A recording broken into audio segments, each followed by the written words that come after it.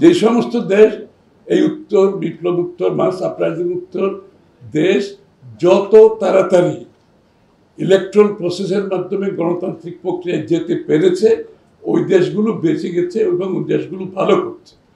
আর যেই দেশগুলো এই বিপ্লব উত্তর সময় আমার দাবি ওর দাবি করতে করতে ঝামেলা পাকাইছে, ওই সমস্ত দেশে গণতন্ত্রও নাই, অর্থনীতিও নাই, সমাজও নাই, ওখানে গৃহযুদ্ধ চলছে, ওখানে সমাজে বিভক্তি চলছে, ও দেশের অর্থনীতি বিধ্বস্ত হয়ে গেছে।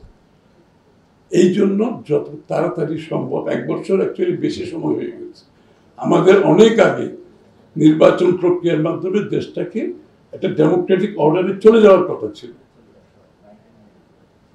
এবং এই না যাওয়ার কারণে দেশ কিন্তু দিন দিন নিচের দিকে যাচ্ছে। কারণ হচ্ছে কি, সরকার এখানে, জনগণ এখানে, মাঝখানে কোনো ব্রিজ নাই, কোনো ব্রিজ নাই। সে কারণে কি হচ্ছে, দেশে পুলিশের কাজ করতে পারছে না,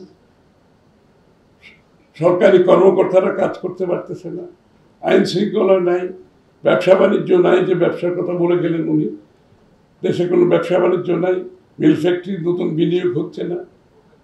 কারণ তো করবে না, তো এটা তো সম্ভব না। এই যে মানুষ যে বিনিয়োগ করে, টাকা তো শুধু না, আমার শ্রমের একটা বিনিয়োগ আছে, হ্যাঁ, আমার সময়ের একটা বিনিয়োগ আছে।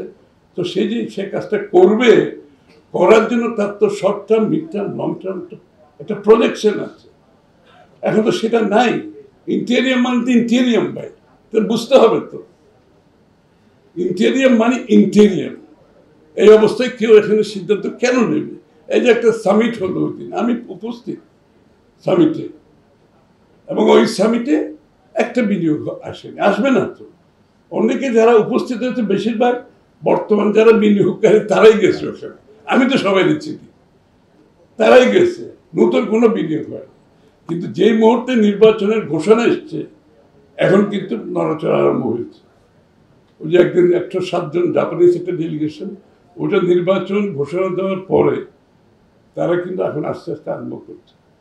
নির্বাচন হয়ে যাওয়ার পরে সিদ্ধান্ত নেবে, তারা কিন্তু অবজারভেশনে আসছে, দেখছে, ব্যবসায়ীরা প্রস্তুতি নিচ্ছে নির্বাচন উত্তর পরবর্তীতে বিনিয়োগ করবে। এই যে বাংলাদেশ, এই যে এত বছর, এই 14, 15, 16 বছরে যে আইন, যে একটা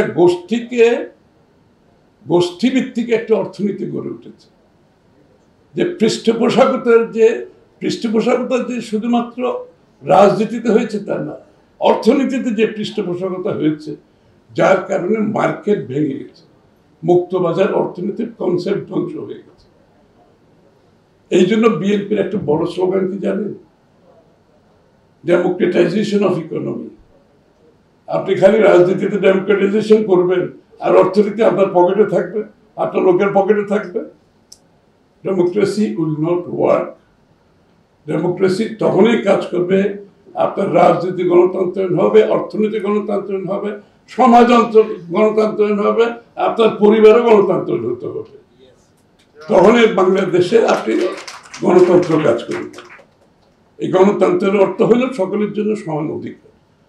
বাংলাদেশের অর্থনৈতিক কর্মকাণ্ডে প্রত্যেকটি নাগরিকের অংশগ্রহণের সমান অধিকার নিশ্চিত করতে হবে। সবাই যার যার অবস্থান থেকে অর্থনীতিতে, রাজনীতিতে, সমাজে অংশগ্রহণ করার ব্যবস্থা থাকলে সেটাই হবে গণতন্ত্র।